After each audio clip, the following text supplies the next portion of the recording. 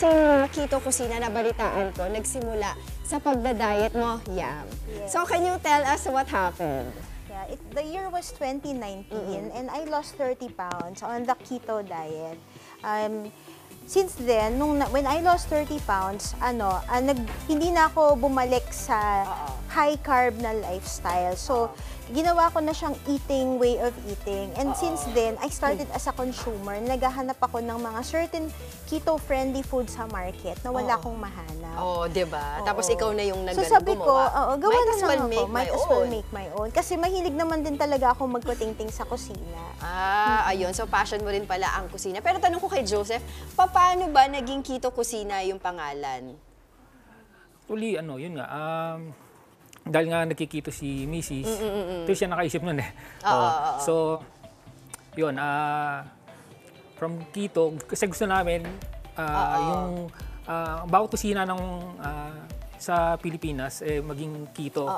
Kasi ang keto, pag nag-keto diet ka, sabihin niyan low carb, sugar free. So sana healthy rin yung maging kusina ng bawat Pilipino. Kaya keto kusina, yun yung brand na gusto naming ipakita sa mga tao. Kasi by the time, I think mga before the pandemic, medyo nauuso na talaga tong keto-friendly diet. So, para dun sa mga kapatid natin, para mas maintindihan nito, alam ko na magit mo na kanina, pero para mas clear, ano ba ibig sabihin ng keto-friendly na diet? Ang keto-friendly na diet is a high-fat, moderate protein, and low-carb na diet. It's a very low-carb kind of low-carb diet. Yung low-carb diet, yun yung talagang umbrella diet. Na ang doon is 40 grams of net carbs per day. Ang limit yun natin. Pala. So kahit anong weight mo, 40 grams yung limit mo. Okay. Para tinatanggal natin yung carbs sa pagkain para yung katawan natin mapilitan na gamitin yung fat as fuel. Ganun pala yun. Sige. Joseph and Yam, can you tell me more about your products here? Kasi ito, nakinina ko pa ito sinisilip-silip, di ba? Ano itong nandito sa harapan natin? Joseph? Meron kami dito, keto chocolates. Di ba? Pati chocolate, nakikito pala. Marami siyang variants. Meron kaming dark choco. Meron kaming may hazelnut, chia crunch, parang crunchy, and coffee flavor, cacao espresso. Ito yung mga mahilig mag-coffee. Kaping barako yan. Kaping barako yan. So, ito naman mga nasa bote na to. Ano itong mga to? Meron din kami mga keto condiments. Okay. Yan, gusto nyo mag-ketchup sa balik-alindog, may ketchup kami. Sakto. May ketchup din. May ketchup na meron kayong barbecue sauce, may cocoa aminos. Ano yung cocoa aminos? Cocoa aminos siya, alternative siya ng soy sauce, toyo. Kasi ang soy medyo high carb, tsaka inflammatory. So, ginawa namin siyang coconut siya. So, kalasa rin siya ng soy sauce. Tama. So ikaw, Yam, what's this naman itong mga iba pang mga nasa bottle natin? This is our keto bangus sisig. Ang tawag namin sa kanila is gourmet savories kasi they are savory. So they are the keto version of keto gourmet toyo, keto alige, and keto bangus sisig. Oh my gosh, alige may keto. I'm gonna get that. What makes it different from the marami na kasing ganyan. We use coconut oil and MCT oil. They are not inflammatory. They are keto-friendly. Kasi yung... Tsaka hindi siya ma-cholesterol at all.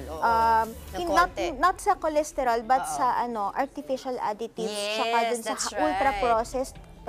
It's as natural as gourmet seafood can get. Ayun. And then lastly, itong mga noodles na to, meron din tayo. With the shiratake, we don't make them. So we are a manufacturer and we also sell wholesale and retail.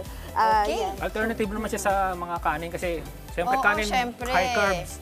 So, yan ang pwede natin gamitin. Yes, okay, sige. Yung K-pops, yung ice cream. May ice cream din tayong keto. Ito, the moment that we've been waiting for yung tikiman portion natin dito. Ang ating tikim squad, si Andre. Okay, Andre, come here. Samahan mo ako tikman itong chocolate keto na ito. Papil ko talaga dito sa show. Andre, that's Joseph, that's Yam. Sila may-ari ng Keto Kusina. Okay, sige, tikman natin tong chocolate nila. Ano po to? Classic dark. So habang tinitikman namin, ano po ba yung discarded tips niyo sa ating mga kapatid na gusto rin magnegosyo? Meron din ba kayong mga starter kit? Baka pwede sila makipag-partner sa inyo? Yes, oo. Tumatanggap kami ng resellers. Currently, we have over 40 resellers nationwide. iba't iba yan. Online, may pwesto, merong stores, may micro-entrepreneurs. So, for as low as 5,000 pesos, they can have their own reseller kit na. Yes. 5,000 piso lang. Yes. Tapos makakasimula na sila na pwede magnegosyo. Yes. Pwede na sila mamili among these products. Okay. It's an assortment of Okay, yung that's best sellers namin. Okay, so- And they can have as much as 20% na ang tawag doon, markup. profit. Okay. Tutubo na sila talaga doon, 20%. Okay, para dun sa mga gustong kumontak sa inyo, paano ba? Yan, pwede nyo kaming i-message sa aming FB page, sa Kito Kusina Food Products. Meron din kami sa Instagram, sa mga products namin na makikita nyo sa TikTok at sa mga online shopping platform tulad ng Lazada and Shopee. Our Instagram is Kito Kusina Food Products. Dire-diretso yan. Kito Kusina Food Products. One word lang One lahat word yun. lang. Anong mo? Anong Masarap, hatol hindi, mo? nagustuhan ko to. Di ba, sarap niya? Ako din, kasi kinakain hindi ko ganun siya eh. katamis. Yes. Tapos dark siya, no? Dark. Tapos siya. hindi magsispike yung Sugar. sobrang sugar level mo. Yes, diba? that's right. Thank you so much, Panalo to. Joseph and Yam ng Thank Kito you. Kusina Thank you for so joining much. us today. Thank you. Mga kapatid, Dimples Romana po, kumpletuhin ang inyong umaga ng mga kwentong puno ng inspirasyon. Salubungin po ang bawat araw ng may ngiti at pag-asa. Kaya't mag-subscribe na po at mag-follow na sa aming social media pages ng News 5.